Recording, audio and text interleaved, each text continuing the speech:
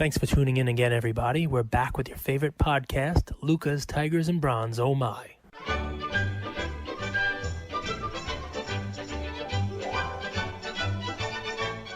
Well, Luca Nation, let's welcome you guys back to another episode of Luca's Tigers and Bronze. Oh my.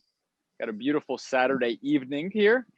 Cage, how are things going, man? How's everything back on the East Coast? Good, man. I'm reading a lead. Oklahoma State running back Chuba Hubbard opts out of the rest of the season. I know who I will be buying in football when that guy comes out of the draft. Someone named Chuba Hubbard. Chuba Hubbard. I'm going to be buying. That's my guy. Chuba Hubbard. I already tell you, I'm when you guys break, Prism 2021, if Chuba Hubbard gets drafted, I can just send them all my way. How am I doing? This has been an amazing week here. I love that we're going to do another episode here on a Saturday. It's just been, just nonstop action, just a lot of stuff going on, right? So, if you haven't listened, we got Buster episode 2 days ago, 48 hours ago. And yesterday we did Coffee with Cage, which, has quickly become one of my favorite episodes to do. And just, we had so many questions, so much stuff from you guys. And now we've posted a giveaway. You're giving away a Kobe PSA 10. So, we're giving you homework assignments here, guys. Go listen to the Buster episode. With little Timmy Duncan in the background. Yeah, man. It's chock full of awesome info. Too. Yeah, and we got your giveaway of Kobe, and now I'm asking Luca Nation to go out there and fill in the Mount Rushmore of movies for Andrew, and the responses have been great. Comment on that post. We got a video up there. Put your comment in on that and let us know. We've gotten everything from The Sandlot to The Godfather, everything from comedy to dramedy to, it doesn't even make a difference. But Andrew's gonna have some homework over the holidays. It'd be nice to get him some movies this way he understands what I'm talking about, because I speak in movie. Yes, you do. My favorite has been The Count of Monte Cristo, the 2002 edition. Dude, Count of Monte Cristo is my dad's favorite book of all time. It's an amazing book. Mine too. It has everything in it. It has everything in it: love, betrayal, revenge, personal development, growth. I love the book. And it was a good movie. But it's funny that was one of the suggested movies, because one of the other suggested movies has a funny line referencing that. We've got Shawshank Redemption a bunch of times, which I'm sure you've seen. I've seen Shawshank Redemption close to 25 times. I love when they're doing the library and they're like, what is The Count of Monte Cristo by Alexander Dumbass? It's like, dumbass. Dumas. Dumbass. Alexander Dumbass. So, it's funny. Both of those made it on our list. But yeah, it's today Army Navy Day. The president's on the field. We had all kinds of crazy stuff going on in the world of sports. I turned on my television today to see what the NBA game tonight was going to be. And wouldn't you know it, it is the Toronto Raptors at the Charlotte Hornets. Tonight at 7 o'clock, I get to watch the Hornets. I get to see what they do with LaMelo, see how that impacts Devontae. I get to watch some Devontae Graham for the first time in over 9 months. I think the last time the Hornets set foot on a basketball court was March 11th. So talk about really like, and the team, with the exception of Hayward and LaMelo, it's basically the same team. They haven't really done too much, as opposed to some other teams that have a complete makeover, complete overhaul on some teams. So I just love it. There's nothing like basketball. Buster touched on it also, how different the league is, how different the game is, just the players in it, and how different that those cards have become as well. So I'm excited, man. This is a great time of year, not to mention holidays. It's a lot of fun, man. So what do you got? Well, we're going to do an NBA season preview, but I think the Hornets are going to be good, man. I don't know if you remember watching them last year. They played a lot of good teams tight. And especially towards the end. They started to gel towards the end. They got better. And I think continuity is going to be huge for them for two reasons. One, they've been together. They understand each other. They understand each other's game. But they're also a year older. They're a pretty young team relative to some of the other teams. Yes, they are. Very young. And I think Hayward might be that veteran presence that they need. It'll be nice. With the Celtics, they have a lot of leadership, I guess you could say. Danny Ainge, Coach Brad Stevens. These are guys that are, I feel like, very stoic and very good leaders. I think the Hornets could really use a guy like Hayward more off the court than on the court. So there's that. I'm interested, right? So I think before you jump away from the Hornets, I think they were one game away from making that bubble. I think they were one game behind that cutoff that the NBA gave for the coming to the bubble. Like they were like the best record team of the teams that didn't get to the bubble. That's Yes, one. did. Two, Mm-hmm. two. I'm personally invested in Devontae Graham, although not as much as I was a few weeks ago. But I am, concerned about Hayward because he played in Boston with Terry Rozier. And I wonder whether or not they have a little bit of chemistry together that might, force Rozier on the court a little bit. We'll see. I mean, it's just there's a lot of fun stuff to Rozier's watch. not very good, man. I like no, I'm not. I like Rozier. I think he's actually. People have said he's one of the funniest guys in the league. He's also a good defender. Okay, but he's not. He can't shoot. He's very limited offensively. He's not a. But when you have a guard. young team, right? When you have a young, flashy team, you need somebody out there playing some defense. Somebody's got to be a defensive guy. But yeah, I'm with you. I mean, listen, we'll see what happens. But I'm excited about basketball. I'm excited about a lot of stuff. Okay. I'm excited about this view you're presenting, guys. Let me present this to you guys. Andrew is currently doing this episode. He's what looks like a deep bucket chair. It's got a swivel to it. So he's kind of swiveling around. And in the background there might be a cloud, but I can't see it. There is it's a shoreline with the gorgeous crystal blue water and the beach. No, not your hair, dude. Your hair's taken away from the picture. I mean, this is like you got like Rocky 2 going on over here. You got like the 70s quaff. I do. I really do. No, but don't paint the wrong picture of them. It's always been my dream to be able to put my family on because they put me on in a lot of ways. And when I was a fuck up in my 20s, they put me on and they were patient. And it was always my dream, to buy my mom a Range Rover. But no, it was always my dream to put my mom and my family on because they've done so much for me. And dude, sometimes things just work out in your favor. And that's what these last few months have been. I made some relationships down here in Mexico. It's a beautiful place. And I get to spend the holidays, God willing, with my family. So I just feel very, very blessed. I love it. All right, let's jump into it, man. Let's jump into this fun. You're going to love my play today. My play is like I'm a senior year. I'm your teacher, and I'm coming into class, and I'm saying, guys, we're not doing any work today. We're going to solve a riddle, okay? Nice. Solving riddles is fun. Here's the riddle, okay?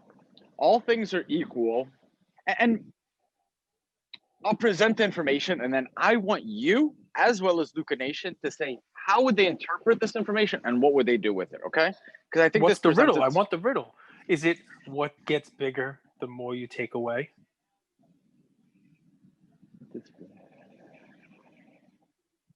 A hole. I like that. There you go, Nelson. Now what's your riddle? Okay, so you have the 2019 Prism. Two players that are very similar in development and in their career. You have the raw cards, the base cards, that are selling for approximately the same amount. Okay. Mm-hmm. One is actually selling for $7 less than the other one. But then you have the Prism PSA 10s that are completely mispriced relative to those cards. So the two players, it's not really a riddle, but I wanted to say it anyway. You have Darius Baisley and Brandon Clark. The Brandon Clark Prism base ungraded is $17. You just bought it, so you could attest to that, right? Yep. Okay. 100%. The Baisley Prism base is $10. Sold today. Take a guess what the Brandon Clark Prism PSA 10's at. Just over 100, right around 100? Yep. Guess what the Baisley Prism PSA 10's at. I don't know. Is it 150? And now guess what the Brandon Clark Prism Silver PSA 10 is at. 350? Cool. And the Baisley, same Silver Prism PSA 10? I don't know. Around the same? I mean, there shouldn't be that. Okay. There shouldn't be that much of a difference between the two.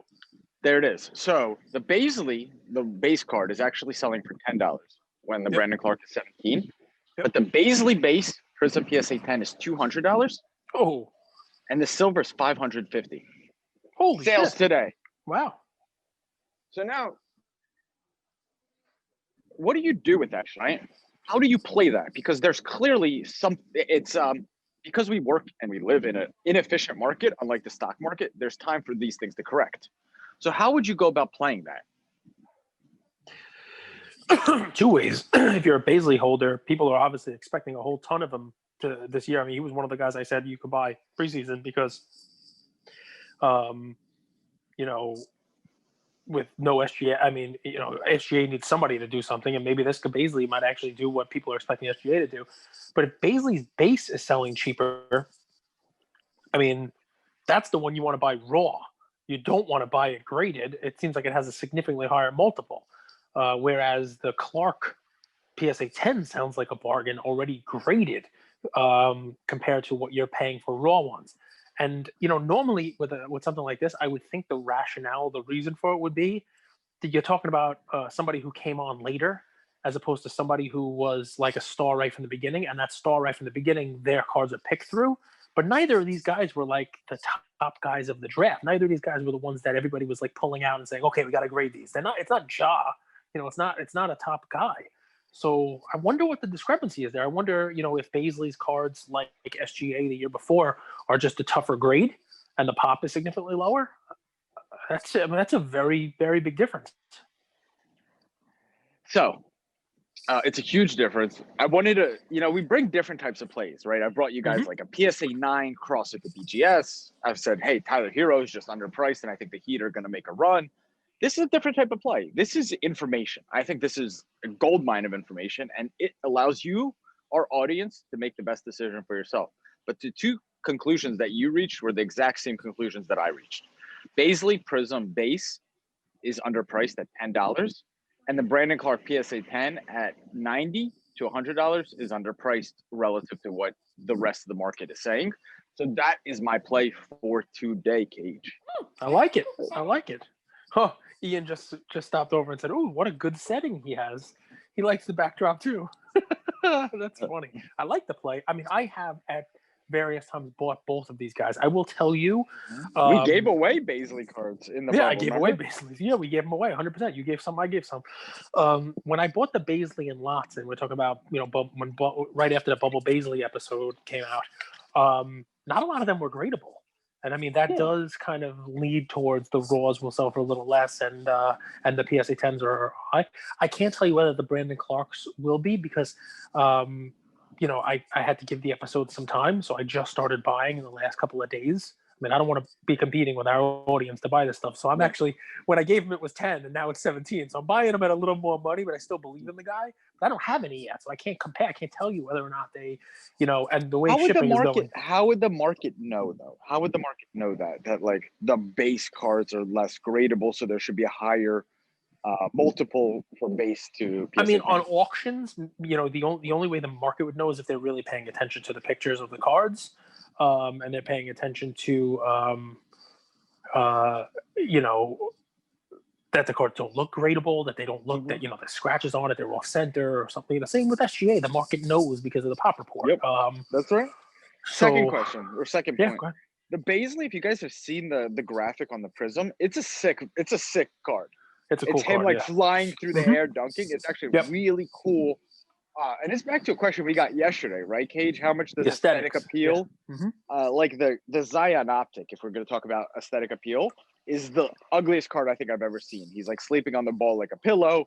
Cage made the reference in one of our episodes. It's like someone's trying to steal the ball from him on the court. No, it's like they told him Ja was going to win Rookie of the Year, and he took his ball and went home.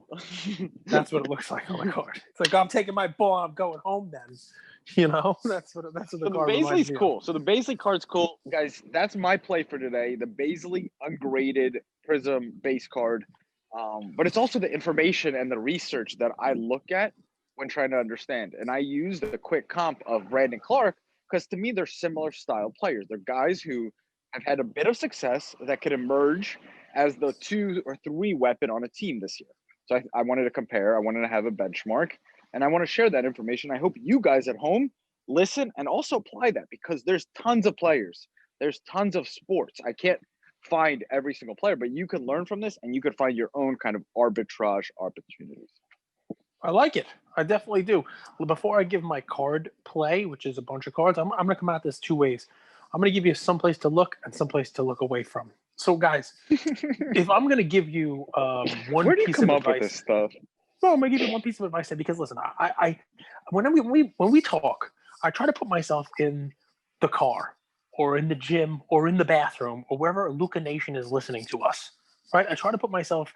I got the headphones on and I'm listening to today's episode, whether it's tonight, whether it's tomorrow morning, whenever it is, whenever our listeners are listening to this, whether it's Cards to the Max or Yamwax or Carter Christian or whoever it may be. I'm trying to think. Let me put myself in their shoes for a second. What's going on in the world today? Not next week, because we are able to bring we're able to bring something to our audience that no one else out there is. I love 137.com. Thanks for putting us on a list of the best sport card podcasts that are out there. If it were a list of the best daily sports card podcasts, we'd be number one because we are the only one. And that allows me to bring something to the audience here that to Luca Nation that nobody else can. And here it is. Talon Horton Tucker, THT. Yes, LeBron mentioned him last night. LeBron was able to say this guy is going to be great, and he had a nice game last night. But if I were to ask any rational person in the world to name me 3 players on the Lakers, THT is not one of the 3 they're going to name, right? They're not going to name him, right? And for that guy to be cardboard relevant, and that's a term I'm gonna coin. Just made it up. For that guy to be cardboard relevant, the Lakers would have to score 180 points a game for him to get enough stats for people to actually look at him and collect him. Yes, LeBron, AD, Dennis Schroeder. Yeah, I mean, come on. There's a dozen players. He's going to be in the end of the bench. And yes, LeBron mentioned him. And yes, that the hobby went wild. All of a sudden, he was Bull Jr. And, let's go get his cards. Don't do that, okay? Just be more. What is LeBron supposed to say after? Is he supposed to say, this guy sucks? It's his teammate. Right. It's somebody he's going to count on for minutes, maybe garbage time minutes, maybe defensive minutes. Maybe LeBron's going to tell him to go out there and use all 6 fouls on someone LeBron doesn't like. Can I chime in just real quick? Yeah, go for it, please. What's better for a young player than the king of the game believing in you? Yeah. I mean, that's all it is, right? This is your teammate. That's all it is. This is the GOAT here. What's he, what is he supposed to say? He's supposed to come out and say, yeah, that guy scored some points, but, he's never going to amount to anything. No, that's not the way it works. Remember, he said the same thing about Kuzma. And what has that guy done besides bad hair? So come on now. Give me a break. So I don't want to pick on THT. I'm sure he has collectors out there. I'm sure he's a great guy. I'm sure he's a great ball player, better than I could ever be. He probably plays in real life better than I could play a video game, right? So I'm not shitting on the guy. Trust me, not at all. Not saying anything negative. Just be smarter than that. Don't fall for it, because today there are people who have his cards who are dumping them on people who read LeBron's quotes. And that's all that's going to happen. Today is a day for someone to dump their inventory of THT. Tomorrow, he'll be forgotten. And the rest of the season, there will be people out there regretting that they went and jumped all over the peak price of Talon Horton Tucker. So isn't his Prism card like $25-$26 now? I have no idea. I didn't even look because I'm so not caring about that. And guys, listen, there are people out there who do this. There are people out there who put pictures up of here's the guy that I'm putting in. Here's the guy that I'm And I never even heard of the guy. Or it's a Prism card that I gave to Ian to build a card castle out of. But keep in mind, there's 2 ends to every transaction, right? There is the person who's pumping it, and then there's got to be someone that they're dumping it on. So try not to be the one who gets dumped. I know Andrew has some experience in that. We're not going to talk about that in today's episode, but just be careful, be smart, don't overreact, don't jump on things, because when you do, I don't know if it's for FOMO, whatever it is, if anybody has FOMO on Talon Horton Tucker, this is just really an important little thing I'm going to throw out there for this season, because there's going to be so much of this. Every game is magnified. Every comment is magnified. It's like daily fantasy sports, right? And it's going to, oh, wow, the Rams running back just had 171 yards. No one knew who the hell he was. Now everybody's jumping all over his cards. I didn't know the Henderson guy? No, Akers. Oh. See, you don't even have the right guy. No. I think I have an autograph of him on like a playoff card, and I when I opened it, I was like, oh, who wants this? You know, I mean, it's one of those kind of things, right? So, Were you surprised that the Patriots got torched like that? We didn't get a chance to talk about that game. Not really. Cam is that bad? No, we've talked about them, a bunch of times. They're the biggest Gemini in the league, right? They're the biggest like split personality bipolar. They can come out one week and dominate a team, but when they're facing a team that's better than them, they kind of turtle up. They kind of go into a shell, I mean, they and the Rams, if Goff plays like that, the Rams can be very good. If and if their running game is good, so that they can take some pressure off of Goff. That team is a good team. But you remember? Sorry, I'm kind of no. Please remember when they traded Clinton Portis for who was the Champ Bailey? Remember that was a Denver Washington trade. That was such a blockbuster trade because that was still back in the days where like one running back was like unbelievable and a cornerback. But why I say that is, man, Jalen Ramsey and a shutdown corner, it's a big deal in the NFL because he takes away. I remember Richard Sherman with Seattle had that quality. Yep. He just takes away half the field, and that's a big deal. If you don't turn the ball over and you could run the ball like the Rams do, and their defense is really tough to score on. That's a tough team in the playoffs, Cage. That's like a 1990s Terrell Davis. Remember Denver Broncos team? Like that's a that's exactly what it's like. Here's a surprise for this year: a team that's defense has just been fantastic when they needed to be. When their Hall of Famer went down with an injury, don't sleep on the New Orleans Saints. They're a team that has traditionally been a team that their offense is just going to put more points up than your offense can put against their defense. Their defense is very, very good this year, creating a lot of turnovers. They're looking very good. So the NFC. Malcolm Jenkins, right? Yeah, you got some really good players out there. It's it's good. The NFL, the playoffs will be nice, and I can't believe they're right around the corner. But yeah, so on top of it, right? So we got the Bowl, the Talon Horton Tucker, and all of these fun things. It is a cautionary tale. I will ring this bell for you guys over and over as the season goes on. Don't fall into that trap. Yes, it's possible somebody goes out there and scores some points and the deal, right? I jumped on Devontae Graham last season after he started scoring some points and got in the starting lineup, but I didn't jump in after one game, right? I guess I could have, and maybe, I could have gotten a little bit cheaper. I jumped in after it became a pattern, you know what I mean? After it was more than a flash in the pan. And that's what I would preach for you guys, right? Don't go, head over heels, especially for somebody who's on a team that has 11 players that are better than them. So that's the other side of the equation, right? Look at what you're putting your money into, guys. You would do it if it was a stock. You wouldn't just buy a stock because you saw a headline that said somebody says this is a great stock, So cardboard relevant. You guys heard it here first. Cardboard relevant, right? And there are players out there who are good, but they're not cardboard relevant, right? And that's they're all good. They're all pros. They're all the best 300 players in the world. Right, okay, but I mean, yeah. You have me hanging by a thread. What's your play? I feel like your play is going to be legendary today. No, so my play. Listen, I want to do NBA, but everybody's all over NBA. So if you haven't looked, it'll be fun to watch. I'll be bidding on a couple of cards myself. The Pokemon market has been an insane place recently. And if you haven't listened to my, my portion of our episode with Buster, where we talked about Pokemon with him, one of the things that he touched upon, and I think he and I agree on, is you can look at a whole bunch of different cards. Andrew, you brought up the Michael Jordan rookie card as an example of it, right? And you were 100% right. What happens with cards is cards take a step up, and as they start to move up in value, the more supply comes out, right? There are more cards available.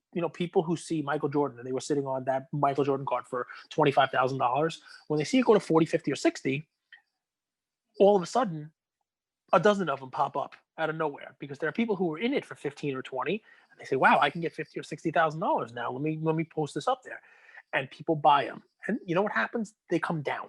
They were at 60, that top one. Now that there's 10 of them that are available, it inches back down. It's 55, it's 58, it's 48, but it sets a new floor. That's exactly what Buster said on our call. It sets a new floor. This is happening right now in Pokemon, right? And I'm not talking about the unlimited stuff. I'm not talking about, the more recent stuff. There's some really good stuff out there. I'm talking about, I'm going to focus you on the first edition Wizards of the Coast English version, 1999, the base set, Shadowless, in PSA 9 and PSA 10, right? There has been a glut of that in the market. And the Charizard continues to go up. There's one ending tonight at auction. I don't know if it's going to get paid or not because it's ridiculous how much the price is. But with hours to go in the bidding, it's at $350,000. The previous one sold for like $290. Right before that was like $270, then $260. Logic paid $220 something for his, and before that there was Steve Aoki paid $170. It's just every time the card comes up for auction, it goes up, it goes up, it goes up. So why am I telling you about that one if that one's going up? With that one going up, over the last couple of months, the rest of the cards in that set, it's 102 plus a second version of Machamp and a second version of Pikachu, so maybe 104 card set. They've all kind of come out of the woodwork. People who have these cards see that they're going up, they're going up, they're going up. And in the last 2 months, PWCC has sold 2 complete sets broken up. There were, going into that, I think 11 or 12 complete sets. So what are there now? 9, 10? People are breaking these sets up and people are selling the cards. And what has happened is, not with the Zard, because I guess the Zard buyer is just a different world, but the other cards in that set, and they run the gamut from Blastoise, which is, a $35,000, $40,000 card, Venusaur, you name it, down to the smaller parts of that set, right? So you're talking about the energy cards at the last couple of them that are, $100, $200. With this glut, with this supply glut, the added cards that have come in, some of the prices have come down. I'm going to focus you on a couple that I think you could make some money on because they are named cards. The starters, and Pikachu, right? That's where I will tell you to look, right? And you can do PSA 9, PSA 10. If you look at a price chart, let's just say Pikachu, yellow cheek, red cheek, whatever it may be. You look at the the PSA 9s and the PSA 10s on those, they are still up significantly from the start of the year. That's true. And they're up even a little bit from where they were in April or May. But they peaked in August, September, and have really taken a step down, right? They're significantly higher than they were. But what I think is happening now is the supply that's out there is getting eaten up by people who are now building sets, people who are now collecting these for the long haul. And basically a new crew of people who are going to hold these for a while and not sell them cheap is being created. The supply is going to get eaten up. They're not going to be there anymore. And in a month or two, you're not going to have repetitive PWCC auctions where there are multiples of these things. And the floor that's being created will serve as support. You talk about this in market terms, right? Support and resistance, right? So they hit some resistance. When that resistance hit, the supply came in. And now we're creating a floor, and you're going to see these cards start to move back up. Maybe slowly, maybe not meteoric the way they did this year. But if, I think, and, take it for what it's worth, I'm building this set myself. So I'm giving you, advice that I've kind of taken myself. I think if there are people out there, enough people out there that have $350,000 to buy the Charizard, there's 120 of those, 120 and change of those. There might be 1 or 2 more graded, you name it. But approximately, let's call it 10 dozen. Probably 120 of those in PSA 10. But we just told you there's only 10 sets. So to me, what's the next best thing? If you're one of those rich guys who collected Pokemon and Pokemon is your thing, what's the differentiator for you? Instead of being one of the 100 or so guys that owns the Zard 10, wouldn't you want to be one of the 10 guys that owns the set? Right? So my play on it is play off of that. I'm not telling you to go out there and spend $350,000 on a Zard, but you can get a Pikachu pretty cheap. You want to take a step back from that, Squirtle has gone down a lot from where it was, and a floor will be set on that. It'll go back up. Charmander, Charmeleon, names that if you or your kids would know if you have kids, or if you're a Pokemon fan, you understand those are your starter cards. And you could even go even further down. Take a look, go on the PSA website, and look at what cards there are with PSA 10s that are low. You're talking about double-digit pop on these things, right? In PSA 10, Lass is one. If there are cards in the high 60s, low 70s that are a Clefairy doll. There are cards out there that have low pop that people are going to try to make these sets are going to need and try to build. these are cards I would say you can get now, most likely cheaper than you will ever be able to buy them again, just because of the amount of supply that's out there. That's it. I mean, that's my Pokemon play for you guys. I mean, we try to give, plays in different sports and whatnot. The only other little nugget I'll give you is take a look at the auctions. It's PWCC tonight. There's some crazy amount of money being spent on these Pokemon cards. It's just fun to kind of, be a spectator and take a look at how much money is being thrown around on there. I'm curious most about the Charizard 9, because that 9 went up and came down, and I'm expecting it to go back up when people are paying $350,000 for a 10. The 9 in the 30s suddenly becomes a bargain. So there's my play. I don't know whether or not you guys. Guys, if you listen to the end, send us a DM. Tell us, take a guess. What do you think that PSA 9 Charizard is going to end at? Yeah, that would be cool. Nice little guessing game. Yeah, I mean, listen, we talked about this. If you go back to our first episode with Jeremy Padower, before this set exploded in price, this was one of the sneaky plays he and I talked about on that episode, where we said, you know what, you might not be able to buy those hollows. No one's looking to spend $10,000 on a hollow. But people are building the set. It's just one of those iconic sets that people build. And we compared like the 86 Fleer set, which, I know you think is ugly, and a lot of people do. But there are cards in there that have low pop that have significant prices. Johnny Moore is a 5-figure card. No one knows who the heck he is, but people need that card to complete the set. The checklist is a 4-figure card. So, just in that case, Pikachu has two things going for him. Yep. One, it's low pop, so people need it to complete the set. And two, he's probably the bigger brand if you really look at Pokemon. If you look at it, right? Yeah, if you polled the world, most people know Pikachu.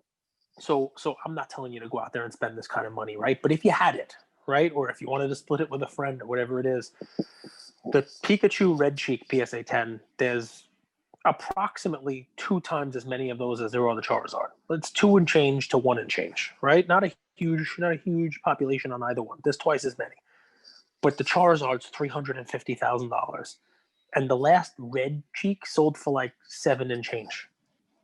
Not 70. About the yellow? Not 7. The yellow you can get for 3. If you look hard enough, you can get under 3 now.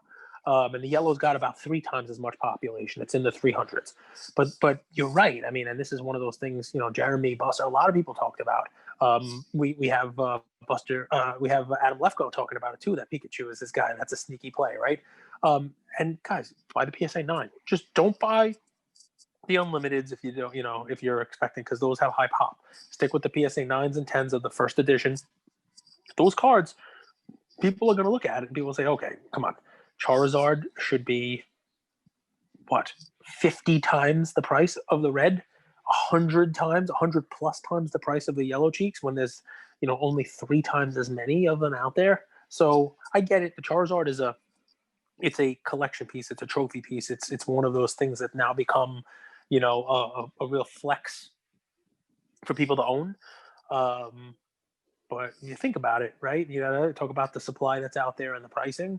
I believe that many of the cards in this set will start to catch up. They're not going to be $300,000, but they're going to start to move up. So there you guys have it.